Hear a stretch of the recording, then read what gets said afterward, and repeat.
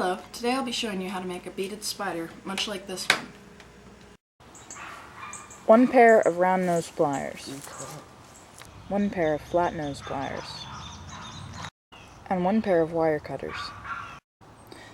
Seed beads, size 6 to 8. Bugle beads. One oval or round bead about an inch long to use as the body. And one spool of 24 gauge craft wire. To begin, you'll need about 10 inches of wire. You'll need 4 of these. Does not need to be exact, but you would like your wires to be roughly the same length.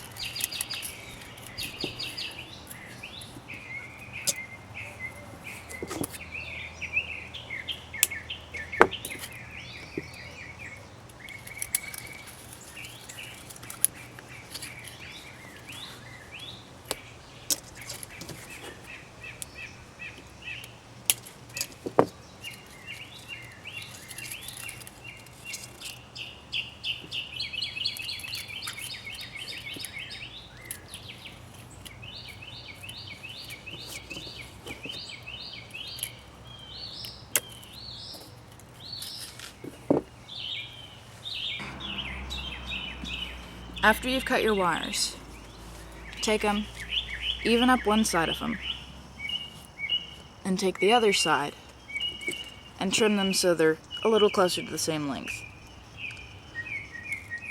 Always aim down when you pop the wires, because sometimes they can go flying off and it can hurt a little bit. Next, take them and bend them in about half. You don't want to bend them too hard, as that'll put a kink in your wire, but you do want to have about halfway marked off. After that, you take your body bead and you slide it down over the wire.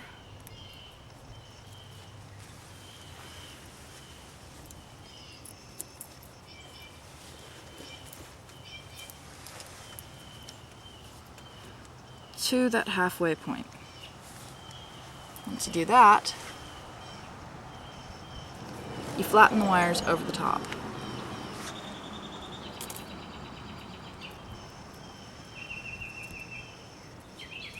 And cross them over here.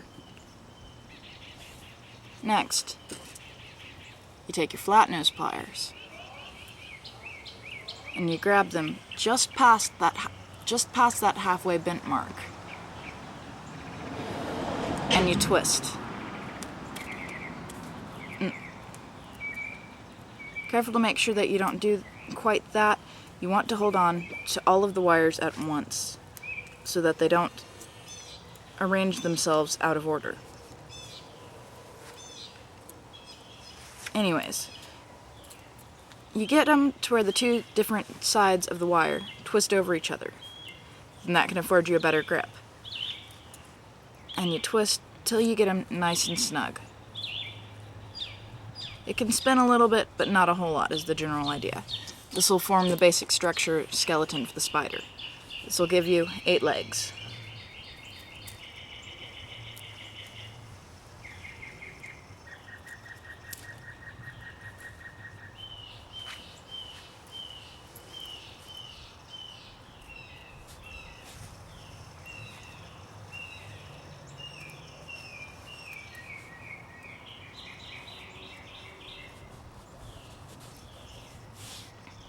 Next, you're going to take one of your seed beads and thread it down over one of the legs.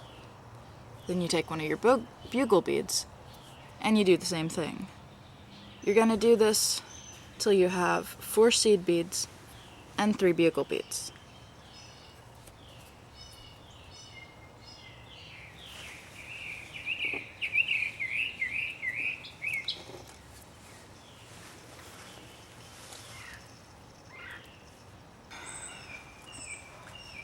Next, you take your round nose pliers and you grab the wire at the very tip and you bend it around until you have a nice circle, like so. At that point, you take your flat nose pliers and you grab it perpendicularly. Make sure you grab it nice and tight or it'll just slide around. Anyways, you grab it and you start to bend it forward a little bit at a time so that it gets a nice round flat spiral shape. Like that. And you keep doing that until you get up to the legs.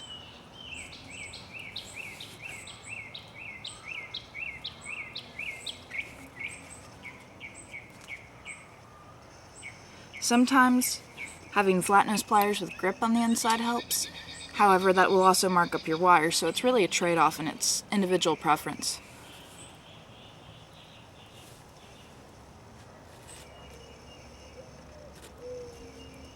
But once you have it curled up to the beads, for one thing, the beads don't slide down, and for the next thing, it makes a nice decorative foot. Now, you repeat the same procedure for the next 7 legs. After you've made all your legs, the next thing you're going to want to do is to put a design on the back here. Each artist who makes a spider usually puts their own individual design, and that's how they distinguish them from one another. So I'll just show you a simple design that you can use. It's the one that I usually use. First off, you take your needle nose pliers, also known as round nose pliers.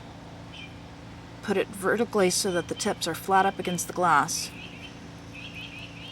Separate out one of the pieces of wire a little bit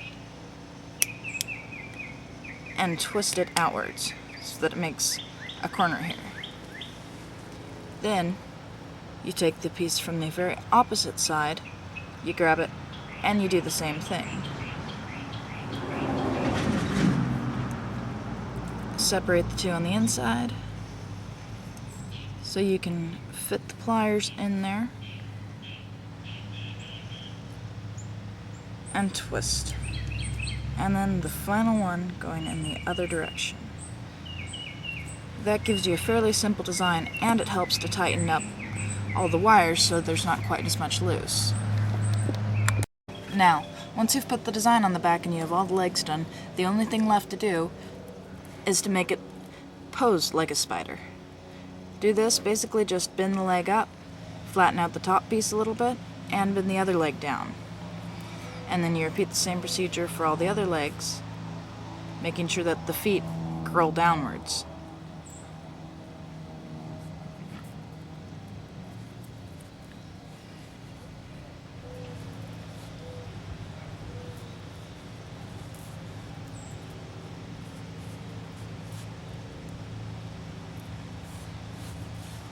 At that point, you set it on the ground or on the tabletop, and you just bend it so that all the legs touch the ground, so that they're nice and even, and it actually looks like it's somewhat standing there, which it will be. And voila, one spider.